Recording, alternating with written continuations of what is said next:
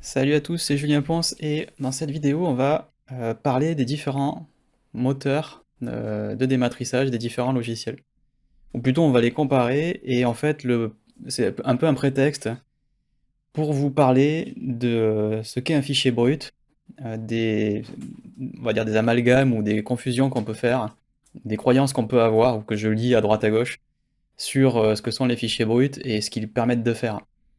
Donc avant toute chose, je tiens à préciser que je donne beaucoup plus d'informations sur ce type de notions sur mes formations complètes que vous pouvez trouver sur tuto.com, en particulier évidemment la formation complète à Lightroom Classic, à Photoshop, et celle sur Capture One.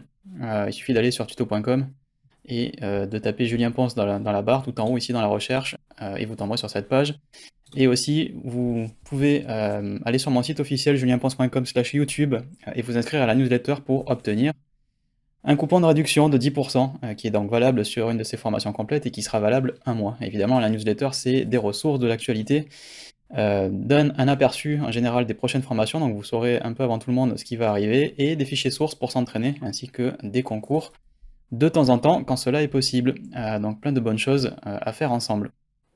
Alors, j'ai prévu un certain nombre de fichiers, déjà qui sont issus de générations de boîtiers différentes. Donc on a du 550D, on a ici du CR2 qui doit être, si mes souvenirs sont bons, de 5D Mark III. On a du OSR au format CR3. Alors ensuite, les logiciels qu'on va utiliser, ça va être Lightroom Classic ou Camera Raw, parce qu'évidemment le moteur est le même. Là, on regarde dans Bridge, mais on va aller importer ça dans Lightroom Classic dans quelques instants. J'ai importé les images dans Capture One et aussi dans Photolab, et on va faire aussi un petit tour dans Darktable, la dernière version, 4.2.0, la dernière version majeure. J'utilise pas les versions de développement. Et vous allez voir ce que ça implique. Donc déjà, le premier truc qui est important, c'est qu'un fichier brut, c'est jamais qu'un tas de données qui a été capturé par votre appareil photo et inscrit sur la carte mémoire. C'est en gros tout ce que l'appareil photo a vu, ou plutôt tout ce que le constructeur de l'appareil photo veut bien vous donner dans le fichier brut. Et en général, évidemment, il vous donne beaucoup de choses, et évidemment beaucoup plus qu'un JPEG. Donc on va pas revenir sur la différence entre un JPEG et un fichier brut, mais déjà, la façon dont il compte les données, c'est évidemment bien plus intéressant, parce qu'un JPEG ne peut compter qu'en 8 bits, c'est-à-dire 2 puissance 8, soit 256 valeurs maximum. Donc par exemple, si vous prenez la lumière, pour aller du noir vers le blanc, il y a 256 valeurs. Ça paraît beaucoup, mais c'est en fait très peu. Là où les capteurs sont, suivant la génération de capteurs et suivant comment vous exposez votre image, capables de prendre plusieurs milliers de niveaux.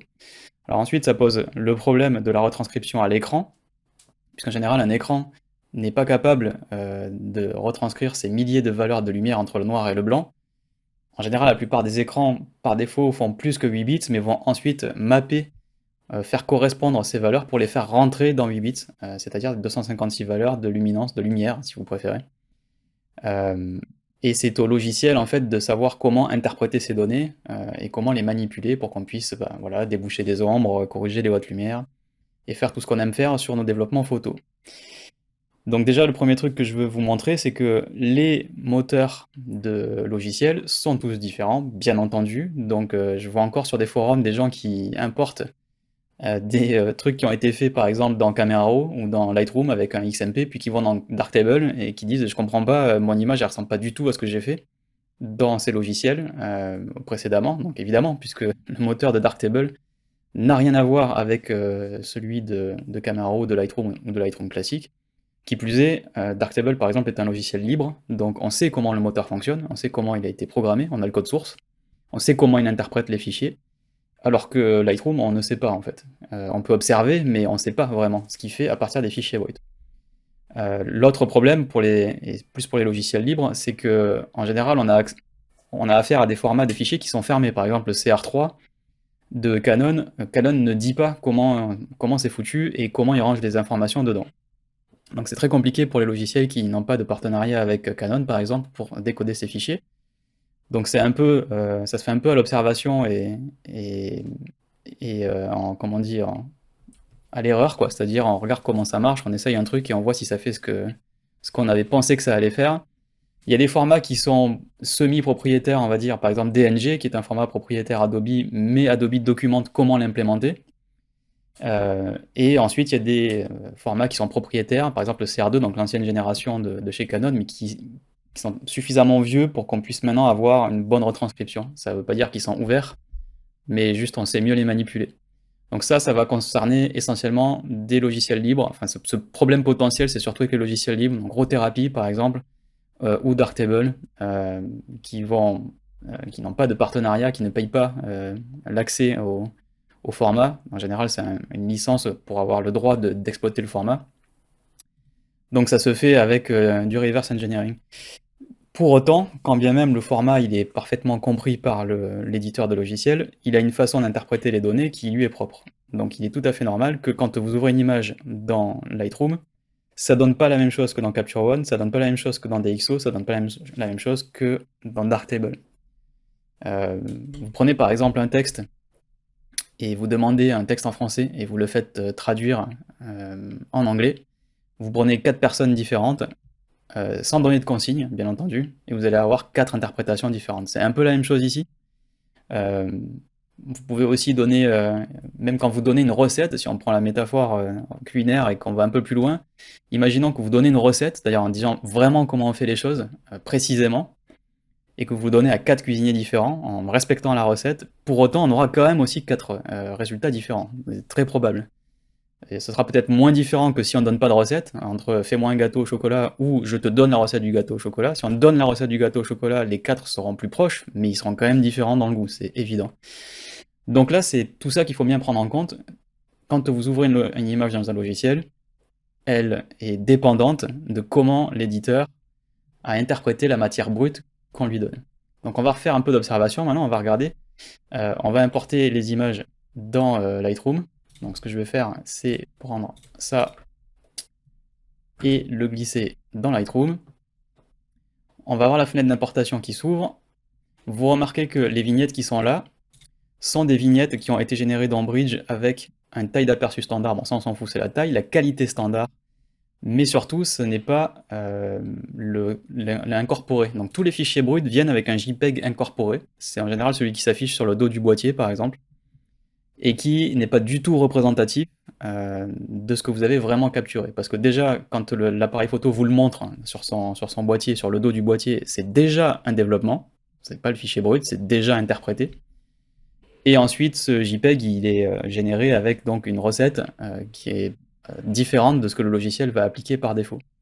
Néanmoins, là, dans Bridge et dans Lightroom, on va grossir. Vous voyez que, si je compare, j'ai des résultats similaires, mais pas identiques. Par exemple, ici, l'image que j'ai pour ce DNG ne ressemble pas à ce que j'ai là. Pour la simple et bonne raison que ça, c'est une version croppée. Donc là, en fait, assez étonnamment, Lightroom a vu, et on va parler du DNG parce que ça pose beaucoup de problèmes, mais là, Lightroom a vu que cette image, elle a été exportée en étant croppée. Donc en gros, les DNG, si vous ne le savez pas, je vous le dis, mais les réglages que vous faites dessus sont inclus dans le DNG, quand vous les faites avec Lightroom Camera Raw. Ils ne sont pas décrits dans un format XMP, contrairement au CR2 ou CR3 où tous les fichiers bruts constructeurs. Le DNG chez Adobe englobe en son sein, à l'intérieur du fichier, sans fichier annexe, tous les réglages qu'on fait dessus. Là par exemple, Lightroom n'a pas vu que j'avais remis à zéro les réglages. Là j'ai fait un clic droit et j'ai mis réinitialiser. Toutes ces images ici sont bien celles qui sont brutes et Bridge les affiche correctement. Là Lightroom se plante déjà. Donc ce qu'on va faire, c'est qu'on va créer des aperçus un pour justement le forcer à lire l'intégralité des données et lui demander d'afficher exactement ce qu'il y a dans l'image. Alors ça, je l'ai déjà fait dans Capture One, mais je vais le lancer aussi dans Darktable. Donc dans Darktable, on va ajouter à la bibliothèque un dossier. Donc ici, vous voyez, j'ai dossier personnel, on va lui mettre un emplacement. Et l'emplacement, on va aller chercher sur mon disque, sur des... Alors ici, hop, comparatif des moteurs source, ouvrir. Et on va cliquer sur ajouter à la bibliothèque. Et maintenant, tous nos logiciels ont les bons petits à l'intérieur, et on va pouvoir maintenant parler des différences et de ce qui se passe dans ces logiciels quand on rentre. Donc déjà, vous voyez qu'après importation est rendu un pour un. Donc là, Lightroom a regardé les données du fichier brut et m'a généré des vignettes. Et ces vignettes sont déjà interprétées. Et c'est là que il faut vraiment que vous compreniez qu'il n'y a jamais de fichier brut. Il y a forcément, à partir du moment où l'image s'affiche à l'écran, une interprétation qui est faite par le moteur. Si on regarde par exemple ces deux-là en DNG, on voit que par rapport à ce qui était affiché dans la fenêtre d'importation, c'est un peu plus sombre. Par contre, ça correspond maintenant à ce que nous affiche Bridge, qui a lui-même aussi généré les vignettes d'après le fichier brut. Donc ça veut dire qu'on a quand même une consistance, évidemment, avec des moteurs qui sont identiques. Bridge fait appel au moteur de Camera Raw pour générer ses vignettes, et le moteur de Camera Raw est celui qui est intégré dans Lightroom classique. Donc c'est normal qu'on ait une consistance. Par contre, si on compare, et on va parler de ces deux fichiers DNG ici, qui ont été convertis d'après des fichiers CR2 de 550D, eh bien, dans Capture One, moi j'ai un problème, parce que ces deux images ici sont interprétées ici dans Capture One, et je ne sais pas pourquoi, c'est-à-dire qu'elles sont évidemment réinitialisées. Vous voyez que réinitialiser, je ne peux même pas l'actionner parce qu'il n'y a rien à faire dessus. Si je regarde les ajustements, il n'y a absolument rien. Dans l'exposition, dans le HDR, dans les niveaux, dans la courbe, il n'y a que dalle. Et pourtant, ces deux images ne sont clairement pas comme ça en tant que fichier brut. Ce sont en fait les états des DNG tels que je les avais exportés à l'époque. Donc maintenant, ça fait plusieurs années que j'ai pas travaillé sur ces images. Depuis Lightroom. Depuis un vieux Lightroom, mais depuis Lightroom quand même. Donc ça veut dire que dans ce DNG, il y a une part en fait des données qui n'a pas été remise à zéro. On peut d'ailleurs observer que dans Bridge, les données d'étoiles ici d'évaluation sont à zéro. Pareil dans Lightroom classique, et pourtant, Capture One est allé me chercher un classement à 4 étoiles ici, je ne sais pas où. Donc ça veut dire que déjà, quand vous importez des DNG qui ont déjà été traités par le passé, dans Capture One, manifestement, il est capable de retrouver des états qui ne sont pas censés être présents. Et si on va dans Lightroom classique, on va dans Développement, et qu'on regarde sur la gauche, donc on va prendre une image hop, comme ici, donc on va enlever les paramètres prédéfinis, mais on voit que dans Instantané et Historique, j'ai bien rien du tout. Donc il n'y a rien qui a été fait sur ces images. Donc je ne sais pas comment il fait, mais je sais qu'un jour ces images elles ont été comme ça. C'est le développement que j'avais fait moi. Mais je sais franchement pas comment il fait pour les chercher, puisque j'ai réinitialisé, il n'y a pas de XMP, il n'y a rien. Voilà. Donc je sais pas comment il fait pour voir ces informations, mais en tout cas elles sont là. Donc ça c'était le premier truc que je voulais vous dire. Au niveau des DNG, normalement les réglages sont inscrits à l'intérieur, mais quand on réinitialise avec Bridge par exemple, on est capable de retrouver l'information brute, qui était, ça correspond bien au CR2 que j'avais à l'époque. Et ensuite il y a une petite nuance, qui est que ce que vous voyez là dans Lightroom, vous le voyez donc avec le moteur de développement de Lightroom, et vous le voyez qui plus est, dans la version actuelle du moteur de développement de Lightroom. Donc, par exemple, si on va tout en bas, et qu'on va chercher étalonnage, on va avoir processus. Donc ici on est dans la version 5. Si on prend par exemple la version 2, qui doit correspondre à Lightroom 2 ou 3, et qu'on remonte, eh bien vous voyez qu'on a des glissières qui ne sont plus les mêmes. Donc à l'époque on ne développait pas de la même façon, on n'avait pas les hautes lumières, basses lumières, le blanc, le noir, on avait récupération, lumière d'appoint. Du coup, on a des développements qui peuvent ne plus trouver d'équivalent, évidemment, si on les passe dans l'ancienne version. Donc déjà, il faut faire attention aussi à quelle version on utilise. Bon là, il n'y a rien, et forcément, vu que j'ai pas fait de réglage, le fait de passer dans une version antérieure ne change pas grand-chose, en fait, puisqu'on n'a encore rien fait. Cependant, quelle que soit la version qu'on utilise dans Lightroom, il y a quand même des choses qui sont faites, par exemple, sur l'accentuation de netteté et sur la réduction du bruit. Par exemple, si on zoome ici et qu'on met par exemple la réduction du bruit tout à 0, on se retrouve avec du bruit sur la chrominance, c'est-à-dire en gros des petites taches rouge vert bleu dans les basses lumières. Ça va être particulièrement visible sur des images où on est un peu plus sous ex. Et il faut zoomer un peu quand même, je vous le cache pas, ça se voit pas forcément à l'œil nu à taille 100%. Donc là, cette photo, qui est quand même très sous-exposée, si on zoome, on va se mettre à 300%, et qu'on met couleur 0, vous voyez plein de petites taches rouges, vertes et bleues qui s'affichent. Ce qui veut dire que le vrai brut tel qu'il est interprété dans Lightroom, c'est en fait celui-là, c'est-à-dire celui où il n'y a pas d'accentuation de netteté et où il n'y a pas de réduction de bruit. Regardez toutes ces taches rouges, vertes et bleues ici. Donc ça, c'est comme ça que Lightroom interprète l'image sans rien faire. Mais même le sans rien faire n'est pas un vrai sans rien faire, puisque par défaut, si je fais un clic droit et que je dis réinitialiser, alors, je me souviens jamais à quel moment, à quel endroit c'est quand on fait un clic droit, hop, paramètres de développement, voilà. En général, je passe pas par là, je passe par en bas à droite, le bouton. Vous voyez que je fais réinitialiser, et en fait, réinitialiser, le truc où on est censé avoir rien, ben c'est déjà un truc où on a une accentuation de netteté, une réduction du bruit. Quand on va dans Capture One et qu'on prend par exemple cette image et qu'on va ensuite chercher des outils, on va prendre par exemple couleur parce que c'est moi qui l'ai rajouté par défaut, vous l'avez pas, c'est incroyablement depuis la dernière version, et qu'on rajoute caractéristiques de base, on voit maintenant qu'on a un profil ICC qui est celui du Calonne OS R et avec un moteur Capture One 2021. Donc il faut faire attention là aussi, si vous ouvrez une ancienne image qui a déjà été développée dans Capture One, à comment elle a été interprétée et dans quel moteur.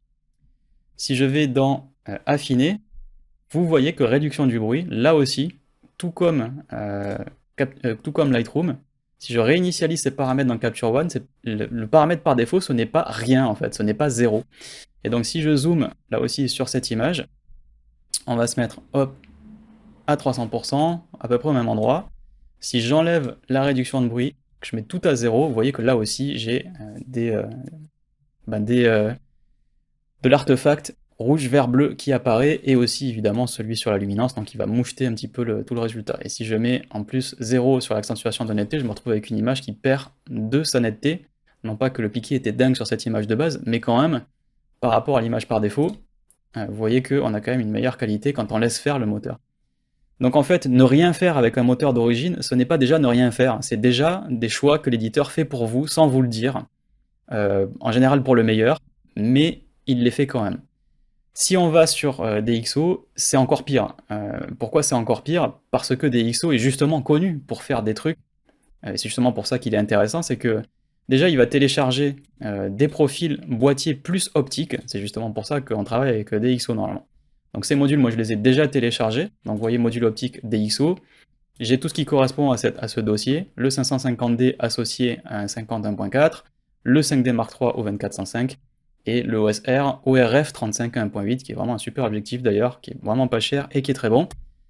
Et donc il a ces couples boîtier-objectif qui ont été installés. Donc ça veut dire que quand je clique sur une image et qu'elle s'affiche, on va reprendre par exemple notre bon vieux Mont Saint-Michel et qu'on va dans personnaliser, on a déjà en fait plein de trucs qui sont faits par DxO, alors que entre guillemets on les a pas demandés, on les a demandés parce que si on va dans DxO, c'est pour ça qu'on achète DxO. Mais ce n'est pas les données brutes, en tout cas telles qu'interprétées par DxO. Quand elles sont interprétées par DxO, elles sont interprétées et en plus derrière, il y a des trucs qui sont cochés pour vous. Par exemple, le Smart Lighting. Et vous voyez que si on enlève tous les trucs que fait DxO, le Smart Lighting balance des blancs, le rendu des couleurs, et je crois qu'ensuite on va avoir la netteté de l'optique, l'aberration chromatique, et on a aussi, hop, tout en haut, le denoise. Donc là, l'image que j'ai là, on est déjà en fait beaucoup plus proche de comment fonctionne le moteur tel qu'il les interprète par défaut. Vous voyez que c'est un peu cracra, mais c'est comme ça qu'il fonctionne par défaut. Si je fais réinitialiser, et eh bien là aussi, vous voyez que le truc par défaut n'est pas un truc vierge, c'est un truc par défaut. Donc il y a déjà une grappe de réglages qui sont faits pour vous. Allons maintenant dans Darktable, on va aussi prendre notre bon vieux Saint-Michel et passer en chambre noire, et vous allez voir que quand on regarde l'historique de Darktable, il y a déjà 10 opérations qui sont faites sur l'image, dont certaines en fait ne font pas forcément grand chose. Par exemple l'orientation ici, si je reviens à exposition, il se passe pas grand chose puisque j'ai rien fait sur l'orientation. C'est-à-dire que s'il avait vu des métadonnées qui faisaient pivoter l'image, il l'aurait appliqué, mais bon là forcément il n'y a rien appliqué. Par contre, si vous voulez avoir l'original original, vous allez avoir ici l'image telle qu'elle est décodée par le moteur de Darktable, mais sans qu'aucun des modules de Darktable ne commence à travailler. Donc évidemment, il faut d'abord faire le mappage sur l'écran, c'est-à-dire en gros toutes les données qui sont contenues dans ce fichier brut, il faut les faire correspondre à ce qu'on peut afficher à l'écran. Donc déjà rien que ça fait partie de ça fait le jeu de beaucoup de modifications ces 2 dernières années chez Darktable, puisqu'on a eu des modules qui ont beaucoup changé, pour le meilleur évidemment, et je pense notamment au rendu filmique, enfin au module filmique. Si vous voulez plus d'informations, vous avez toute la doc sur le site et par les développeurs, y compris en français, mais ça vous donne déjà la différence entre comment les données elles arrivent et ensuite comment les modules vont travailler pour vous montrer quelque chose où on a le meilleur rendu pour un affichage écran avant que vous interveniez. C'est-à-dire que si l'image est sous-exposée, ça reste quand même votre problème, mais par contre, entre comment les données ont été interprétées et comment on va les faire correspondre pour qu'elles s'affichent correctement à l'écran, là par contre c'est le job du moteur.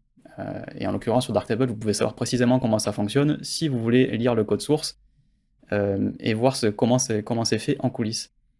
Donc en fait, le truc dont on se rend compte ici, finalement, c'est qu'il n'y a pas de moteur par défaut. Alors déjà, là, tous les logiciels, quand ils ont l'image qui arrive dans leur moteur, ils font déjà des choses, sans nous le dire. Chez Lightroom et chez Capture One, c'est de la réduction du bruit et de l'accentuation de netteté. Chez DxO, c'est de la réduction de bruit, de l'accentuation de netteté, mais aussi du débouchage de lumière, débouchage d'ombre plutôt, parlons assez précisément, du traitement sur l'optique, et de l'optique en fonction du boîtier, c'est d'ailleurs pour ça que DxO est performant. Et en plus, bon, il y a le module balance des blancs qui s'affiche, mais bon, en l'occurrence, ça c'est normal, un fichier brut, il faut lui associer une balance des blancs pour savoir si le blanc est bien blanc, ou en tout cas comment on traite le reste des couleurs, parce que tout le reste du traitement des couleurs va dépendre de comment on a traité le blanc. Dans les hautes lumières, en général, on peut avoir des différences de traitement assez grandes sur les différents logiciels. Là aussi, ça va dépendre beaucoup de comment les tons de l'image font en sorte que ça corresponde avec ce que l'écran est capable d'afficher. Donc ça dépend évidemment du profil d'entrée et du moteur. Et c'est là où vous allez, par exemple, on va regarder ici Darktable. J'ai rien fait dessus, et vous voyez que Darktable, par défaut, a quelque chose de bien plus neutre que n'importe quel des autres logiciels. Déjà, la saturation est moins forte. Le traitement sur les hautes lumières, on voit en fait ces valeurs. Et c'est là où en fait Darktable a raison, c'est que par défaut, on a un traitement de contraste qui en plus se fait probablement sur le RVB, sur ces moteurs, où en gros la saturation est appliquée sur le RVB. Donc forcément, ça va, le contraste est appliqué sur le RVB et non pas juste sur le L. Et donc on a des images qui se saturent et qui sont probablement plus saturées que ce que l'appareil photo a vu. Et du coup, avec un contraste aussi un peu resserré par défaut, ce qui explique que ce qui est plus foncé est quand même trop foncé, ce qui est clair est trop clair par défaut. Alors du coup, si on va dans haute lumière par exemple, dans Lightroom, vous voyez bien que ces informations, elles étaient bien présentes. Donc là, dans le nuage, on a bien de la matière, regardez, avant et le -100. Donc on a beaucoup d'informations en fait dans les nuages. Donc ça veut dire que le brut, elles y sont, mais que par défaut, Lightroom ne nous les montre pas. Alors que quand on va dans Darktable, on n'a rien fait sur cette image, mais par défaut, la suite qui est appliquée sur les différents modules, l'image qui nous est donnée pour commencer à travailler, c'est une image qui est bien plus neutre que les autres logiciels. Alors c'est mieux, c'est moins bien. J'ai pas vu de photos dans ma vie qui ont été faites avec Darktable où je me suis dit, pouah, c'est dingue, cette image a dû être faite avec Darktable parce que c'est impossible d'avoir ça autrement. C'est juste une autre méthode et c'est juste une autre façon de travailler. Le vrai truc bien avec Darktable, c'est que vous savez précisément ce que fait le moteur et vous savez qu'il fait des choix les plus neutres possibles. Si on vulgarise, c'est comme ça qu'on va le dire. Maintenant, j'ai pas vu des travaux de photographes en me disant on a pu faire ça qu'avec Darktable, c'est pas vrai. Ça reste quand même aussi de la photographie, ça veut dire il y a une grosse part de subjectif, et l'histoire que vous racontez, c'est ce qui compte au final, c'est la prise de vue évidemment, le travail de série, votre touche sur une série pour qu'on puisse vous reconnaître. Ensuite, ce que peut faire le logiciel ou ne pas faire le logiciel, c'est simplement comment il le fait et l'affinité que vous avez avec l'outil. Sans même qu'aucun module ne soit activé encore, Darktable nous affiche beaucoup de matière dans les hautes lumières, et ensuite, voilà, on a un lissage qui est fait une fois que tous les modules sont appliqués. On voit qu'il y a quand même des zones ici qui sont quand même pas loin d'être cramées, et ça c'est probablement dans le fichier brut. Parce qu'en fait, quand on va regarder au même endroit dans Lightroom et qu'on lui dit qu'on baisse les hautes lumières au maximum, voire l'exposition, vous voyez que voilà, on a quand même ici des aplats, et que très certainement, en fait, là c'est irrécupérable, puisqu'en fait c'est même pas dans le fichier. Et ça va être sensiblement la même chose, par exemple, dans DxO. Donc voilà, même si j'active le Clear View, même si je baisse, on va aller dans l'exposition, et vous voyez que là on va enlever toutes les assistances. Mais là par exemple, on a une interprétation qui est beaucoup plus crue, et je vais enlever compensation de l'exposition. J'essaye de vous montrer le truc le plus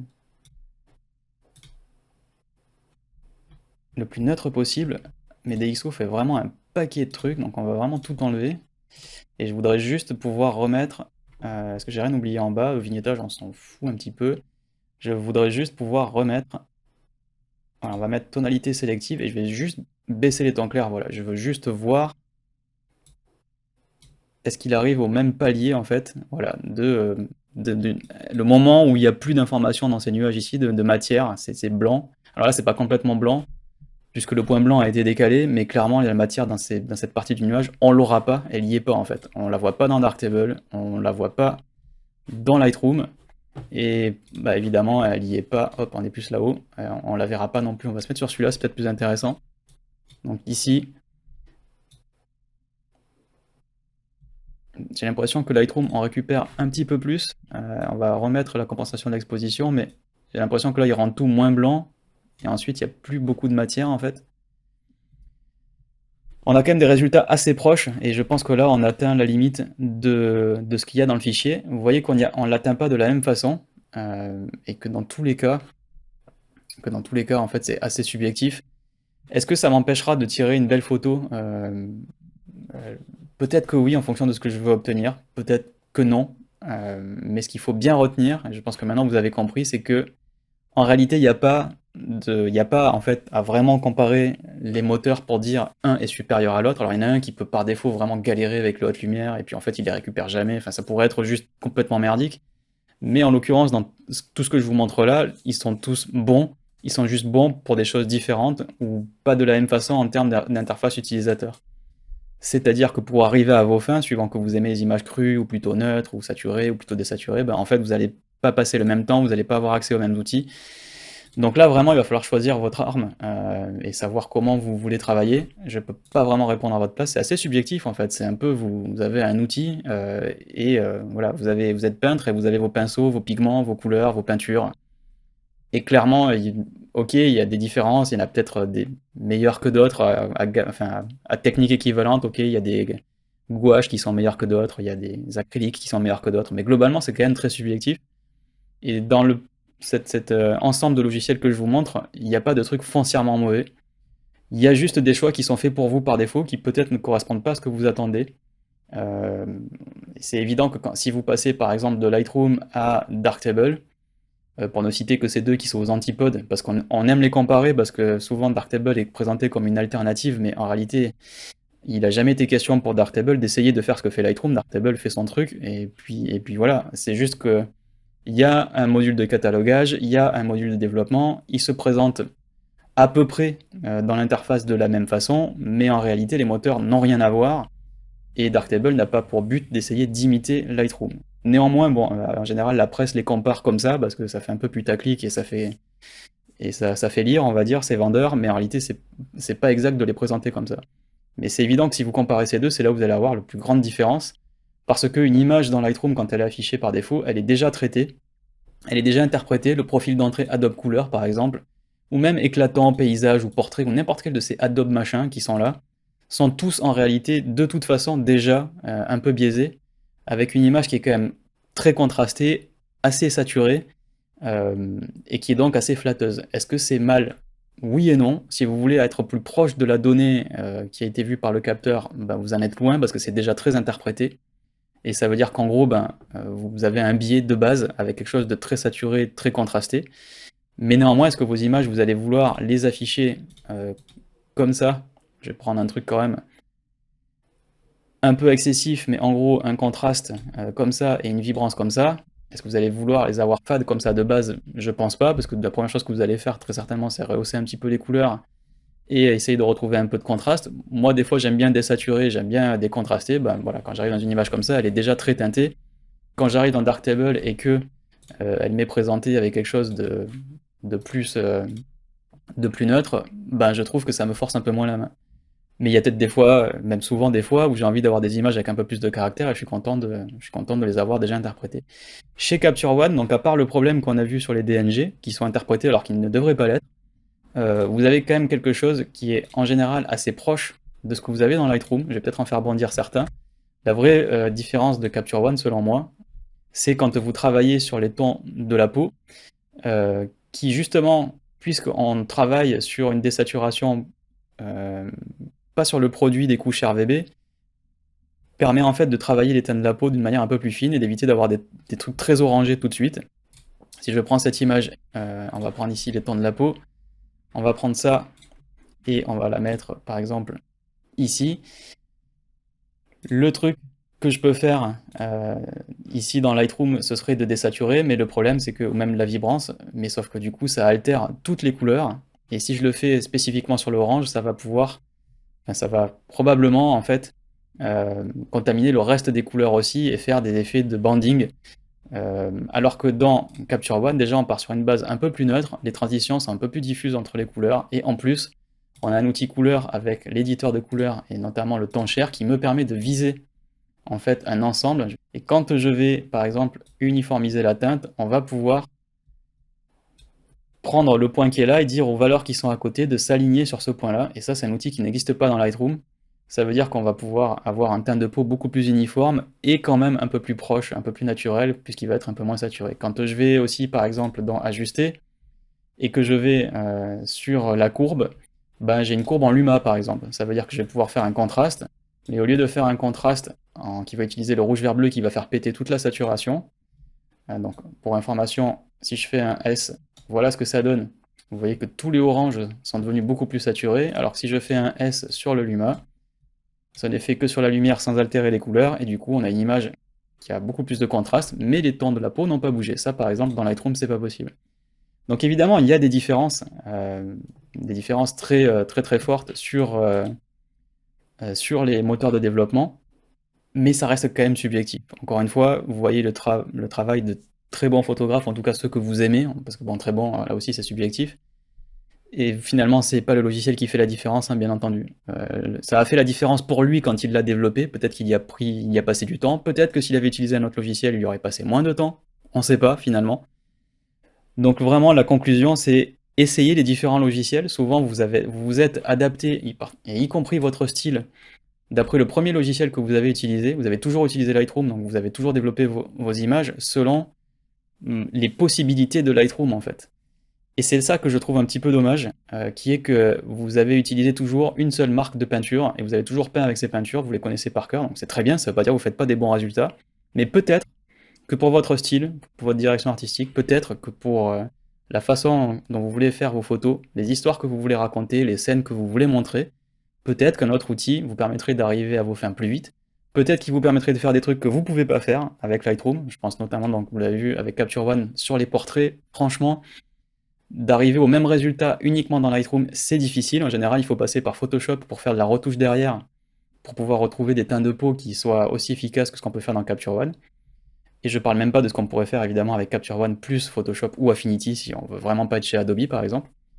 Et c'est la même chose par exemple si on veut travailler à avoir un rapport le plus neutre possible sur le traitement de la donnée brute, ou dans ce cas-là Darktable, ben, c'est le seul, en tout cas à ma connaissance, qui par défaut ne va pas surtraiter les images et qui va en profil d'entrée, c'est-à-dire la façon dont il va interpréter la couleur, ou en tout cas assigner les couleurs pour que ça s'affiche correctement à l'écran, en fonction de ce que les écrans sont capables de faire aujourd'hui, c'est celui qui est le plus neutre, et c'est celui qui prédétermine pas les choses autant que d'autres logiciels. Et en même temps, si vous prenez par exemple DxO qui est à l'autre bout, qui vraiment surinterprète de base beaucoup les images, il fait vraiment plein de trucs pour vous, alors même que vous avez pas décidé de faire quoi que ce soit, et pourtant il vous fait déjà plein de trucs sur les images. Néanmoins, si ça correspond à ce que vous attendez des corrections d'un logiciel, que ça correspond à votre style et que c'est comme ça que vous voulez les traiter, ben du coup lui va vous faire gagner un temps fou parce que vous avez même pas commencé à travailler, qu'il a déjà fait plein de trucs pour vous. Alors évidemment on peut le désactiver, évidemment il y a des trucs qui sont possibles, d'autres pas possibles, par exemple la courbe des tons, vous voyez là aussi, il n'y a que du RVB. Si vous voulez faire un contraste sur le L, ben ça va être difficile. Si on vient ici en affichage ajuster écran et qu'on ajuste le contraste et qu'on le pousse, vous voyez qu'on a clairement affaire à une courbe en S sur le RVB, parce que l'ajout de contraste fait complètement sauter les couleurs. Et ça c'est aligné sur Lightroom, et clairement c'est comme ça que les gens sont habitués à retoucher le contraste, alors que pourtant c'est très destructif. C'est-à-dire que vous faites une belle retouche de lumière, vous faites une belle retouche de couleur, vous ajoutez un peu de contraste, et ce faisant, vous ajoutez pas du contraste, vous faites aussi sauter vos couleurs. Et ça, je trouve ça vraiment très dommage qu'on n'ait toujours pas, en 2023, un truc facile pour dire non, je veux faire mon contraste que sur le L et pas sur le produit des canaux primaires rouge, vert, bleu. C'est probablement quelque chose qui viendra, mais en attendant, si vous voulez le faire, c'est faisable dans Darktable, c'est faisable dans Capture One, c'est pas faisable dans Lightroom classique, ni dans DxO Photolab. Et c'est vraiment quelque chose, moi, qui me freine beaucoup quand je veux ajouter du contraste. Si vous voulez le faire dans Photoshop, petite astuce, vous faites un calque de réglage courbe et vous le mettez en mode de fusion luminance, enfin luminosité, comme ça qu'ils l'ont appelé dans Photoshop, et ça fera le job. Mais si vous êtes dans purement Lightroom et que vous voulez pas passer dans Photoshop, ben vous pouvez pas en fait, malheureusement. Forcément, le contraste va altérer la couleur, et c'est vraiment très dommage. Donc on pourrait dire des tonnes de trucs sur les moteurs de développement. Je savais pas trop comment traiter cette vidéo, enfin comment la titrer, pardon, pas comment la traiter. À savoir, j'ai appelé ça comparatif des moteurs RAW. Et c'était évidemment pas dans le but d'en donner un vainqueur, parce que comme on l'a vu ensemble, il n'y a pas de vainqueur, hein, il n'y a que de la subjectivité, de comment vous voulez développer votre image, comment vous voulez travailler avec votre outil, qu'est-ce que vous attendez de votre outil, et quel est votre style accessoirement. J'ai un ami qui travaille, et peut-être qu'il verra cette vidéo, il se reconnaîtra, mais qui fait des images en noir et blanc, avec des noirs et blancs très très crus, et avec un procédé d'impression très particulier, et qui par exemple clairement est très dépendant du coup de ce que le moteur peut lui laisser faire sur ces images.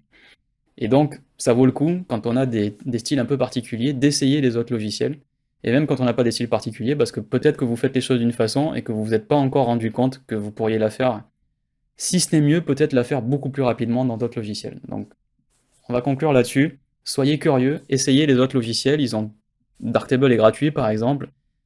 Photolab, il y a une version démo. Capture One, je crois que c'est pareil. Vous pouvez avoir une version démo de 30 jours, il me semble. Alors je pars du principe que vous partez de Lightroom, mais vous avez aussi évidemment une démo du Creative Cloud si vous voulez essayer Lightroom pour ceux qui font le chemin inverse. Juste ne vous laissez pas prendre par cette croyance que le fichier brut est quelque chose d'immuable et qu'il est interprété, qu'il est bien interprété ou mal interprété. Il ne peut qu'être que juste interprété. Est-ce que c'est bien, est-ce que c'est mal? C'est juste différent, et c'est normal, puisque c'est de la matière première et il faut en faire quelque chose, et ces logiciels font quelque chose des données qu'on leur donne à manger. Est-ce que c'est bien, est-ce que c'est mal? Ce sera à vous de le dire, et à personne d'autre. Et ça, vous pouvez le faire que quand vous avez testé en fonction de ce que vous voulez faire avec vos photos. Donc faites attention aux tests que vous lisez dans la presse, aux sites qui font des reviews de logiciels à chaque nouvelle version. Tout cela est quand même très dépendant du contexte et de la personne qui l'utilise. Alors du coup, c'est un vaste sujet. Je serais assez curieux de savoir ce que vous en pensez. N'hésitez pas à me dire dans les commentaires si vous regardez sur YouTube ou dans le salon d'entraide si vous regardez sur tuto.com ce que vous pensez en fonction de votre utilisation personnelle des différents logiciels. Est-ce que vous avez testé d'autres trucs? Est-ce que vous êtes, par exemple, si vous êtes sur Lightroom, est-ce que vous êtes toujours sur Lightroom et vous vous êtes jamais posé la question d'aller ailleurs? Ou est-ce que vous avez fait, par exemple, récemment un changement? J'ai eu beaucoup de personnes dans mon audience qui sont passées de Lightroom à Capture One. J'en ai eu vraiment pas mal. Et du coup, est-ce que vous êtes content de cette bascule? Est-ce que vous trouvez vos petits dans Capture One? Est-ce que vous trouvez que la lumière, la couleur, ça correspond à vos attentes? Bref, il y a quand même des questions essentielles qui découlent du choix du logiciel que l'on fait pour travailler ces fichiers bruts. C'était un plaisir de faire cette vidéo. Je pense qu'on pourrait l'étoffer avec d'autres logiciels. Si vous avez des idées, n'hésitez pas à m'en faire part. Merci beaucoup de m'avoir suivi et pour votre fidélité. Je vous retrouve très bientôt pour une nouvelle vidéo. Merci, bye bye.